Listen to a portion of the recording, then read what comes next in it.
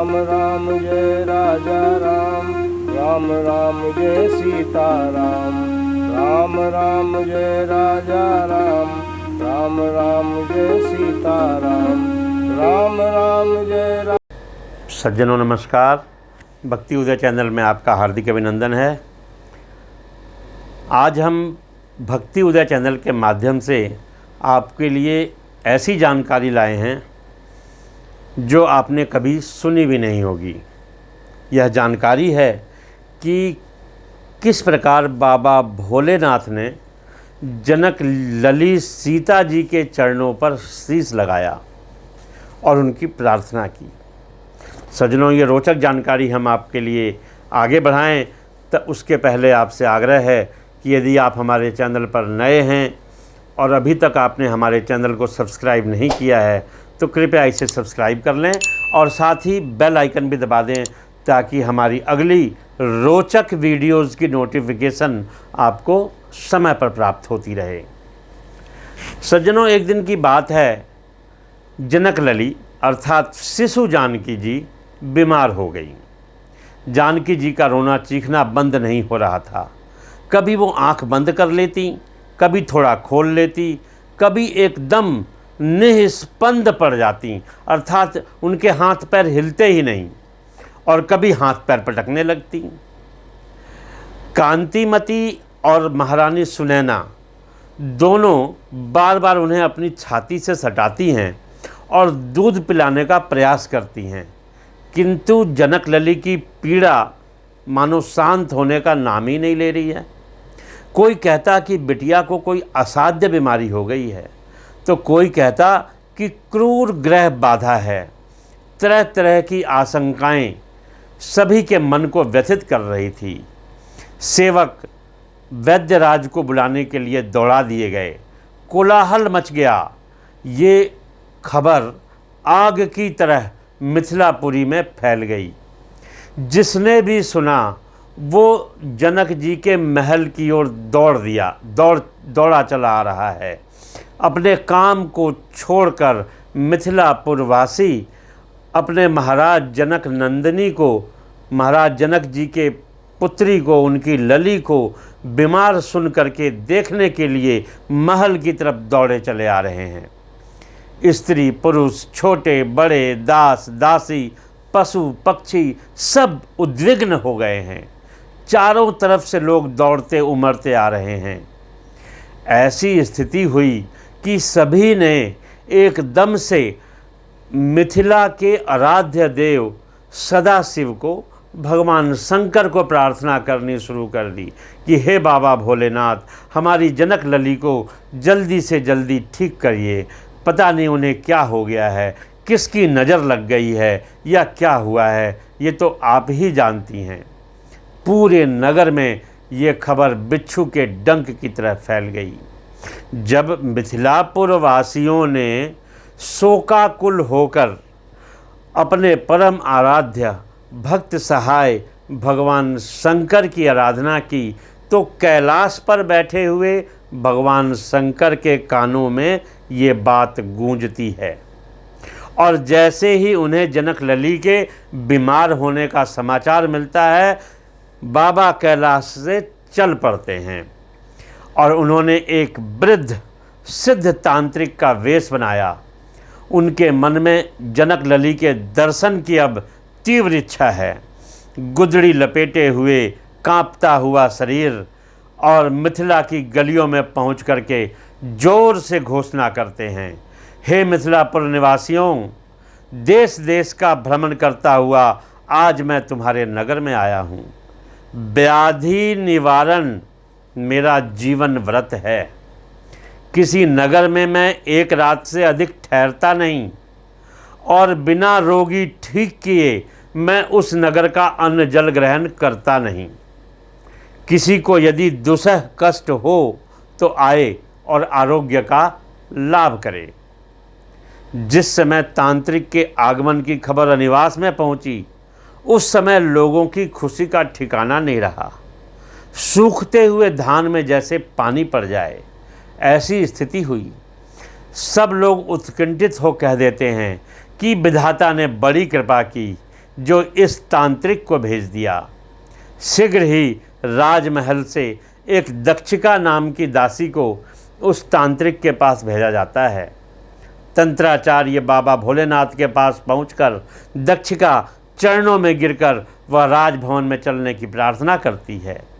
दक्षिका कहती है कि हे ब्राह्मण, यदि आप शिशुओं के कष्टों को दूर करने में समर्थ हैं तो मेरे साथ शीघ्र चलें और महाराज की पुत्री को देखें। महाराज जनक ने आपको बुलाने के लिए मुझे भेजा है। आप तो संपूर्ण लोगों के हितैषी ठहरे, अतः अब विलंब नहीं करना चाहिए। प्रसन्न मन तांत्रिक कहते हैं, भद्रे, यदि ऐसी कोई बात है तो मैं अवश्य चलूँगा। किसी प्रकार व्यग्र होने की आवश्यकता नहीं है। इस प्रकार दासी के साथ तंत्राचार्य बाबा भोलेनाथ अंतःपुर में जा पहुंचते हैं। उन्हें देखते ही जनक जी आसन से उठकर प्रणाम करके सुनैना जी के पास अंतःपुर में ले जाते हैं। वे भी आदरपूर्वक खड़ी होकर प्रणाम करती हैं और किशोरी जी के पास ले जाती हैं। रुग्ण शिशु को देखकर वृद्ध तांत्रिक रूपी बाबा भोलेनाथ भाव विह्वलता के कारण मूर्छित हो जाते हैं।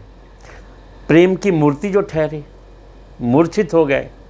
सुनैना जी को काटो तो खून नहीं, ऐसी स्थिति हो गई। हे विधाता, अब ये कौन सी समस्या खड़ी हो गई कि चिकित्सा के लिए आए हुए तंत्राचार्य ही मूर्छित हो गए। अब क्या ब्रह्म हत्या का पाप लगेगा? सुनैना जी के व्यग्र विलाप से भोलेनाथ की भाव समाधि भंग होती है और वे हरि हरि कहते हुए आंखें खोलते हैं। हर्षित सुनैना जी अपने भाग्य की सराहना करती हैं और बाबा से कहती हैं, हे विप्रवर, बड़े सौभाग्य की बात है जो आपको व्याधि ने छोड़ दिया और आप सचेत हो गए। उनकी व्याकुलता देखकर तंत्राचार्य भोलेनाथ सांत्वना देते हैं और कहते हैं, मेरी चिंता मत कर मैया, गुरुदेव की कृपा से और तंत्र मंत्र में निपुण होने से मुझे कोई व्याधि नहीं पकड़ सकती। मैं व्याधियों की पकड़ से परे हूँ। मेरे पास तो कोई व्याधि फटक नहीं सकती। मैया, तू बड़ी करुणामयी है। आपके करुणा की बलिहारी है कि मेरे ध्यान योग को भी तुम व्याधि मान बैठी। मैं तो गुरुदेव का ध्यान कर व्याधि की जानकारी ले रहा था और इस व्याधि का निदान मेरे दिमाग में है। अब आप देखती रहें, कुछ ही पलों में मैं आपकी लली को निर्मूल किए देता हूँ। ऐसा कह कर के बाबा 3 बार पालने की परिक्रमा करते हैं और अपना सिर जनक तनया जानकी जी के पैर के तलवों में सटा देते हैं। जब बाबा ने जैसे ही जानकी जी के पैर के तलवों में अपने सिर को सटाया, सुनैना जी चकित होकर कहती हैं, अरे योगीराज, ये कैसा अनुचित कार्य कर रहे हैं, हमको नरक में ढकेल रहे हैं। आप वृद्ध हैं, ब्राह्मण हैं, इस कन्या को तो आप आशीर्वाद ही दीजिए। हमारे जैसे क्षत्रिय कुल में उत्पन्न लोगों का स्थान तो आप लोगों के चरणों में है।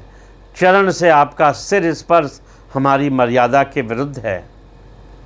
सुनैना जी की हिचकिचाहट देखकर हमारे तंत्राचार्य डांटते हुए कहते हैं, अरे मैया, ये तांत्रिक उपचार की प्रक्रिया है, इसमें टोका टाकी नहीं करनी चाहिए।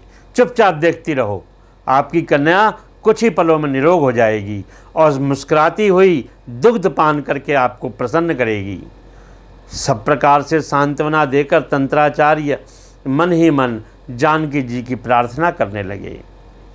क्या कहते हैं?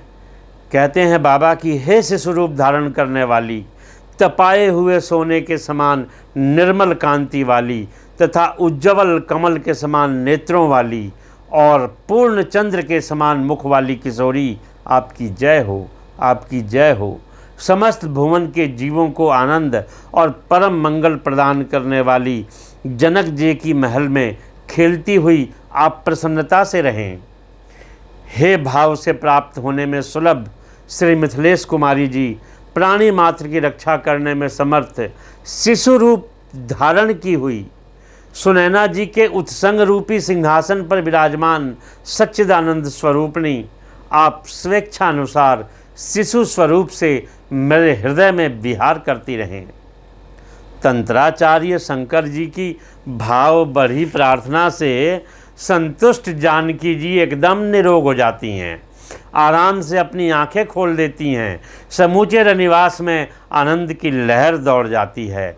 सुनैना जी जानकी जी को दुग्ध पान कराती हैं और प्रेम पूर्वक उनके सिर पर, जनक लली के सिर पर अपना हाथ फेरती हैं। सारा वातावरण हर्ष विभोर हो जाता है। राजा रानी तंत्राचार्य की प्रशंसा करते हैं, उन्हें सोना, कोष, पुर, राज्य उनके ऊपर निछावर करने लगते हैं, जिन्हें बाबा यह कहते हुए अस्वीकार करते हैं, हरि हरि, यह सब तो मेरे ऊपर बरसाई गई हरि की कृपा और गुरु कृपा का प्रभाव है। मुझे सोना चांदी राज्य से क्या लेना देना। यदि आपकी कुछ देने की अभिलाषा है तो इस कुमारी द्वारा पहना हुआ कोई वस्त्र जो पुराना हो वो दे दीजिए। जब तक वो वस्त्र मेरे पास रहेगा तब तक आपकी पुत्री के पास कोई रोग नहीं फटक पाएगा। सुनैना जी दौड़ कर जाती हैं और तत्काल जनक लली का पहना हुआ वस्त्र उनके देकर उनके चरणों में लेट जाती हैं। तंत्राचार्य बाबा भोलेनाथ आशीर्वाद देकर और मिथिलेश लली की 3 बार पुनः परिक्रमा करके अपने सिर से उनका पाद स्पर्श करके आचार्य प्रवर विदा होते हैं। ऐसी जगत जननी जनक नंदिनी जी को जी भर के प्रणाम। बोलिए जनक नंदिनी किशोरी जी की जय। सियावर रामचंद्र की जय।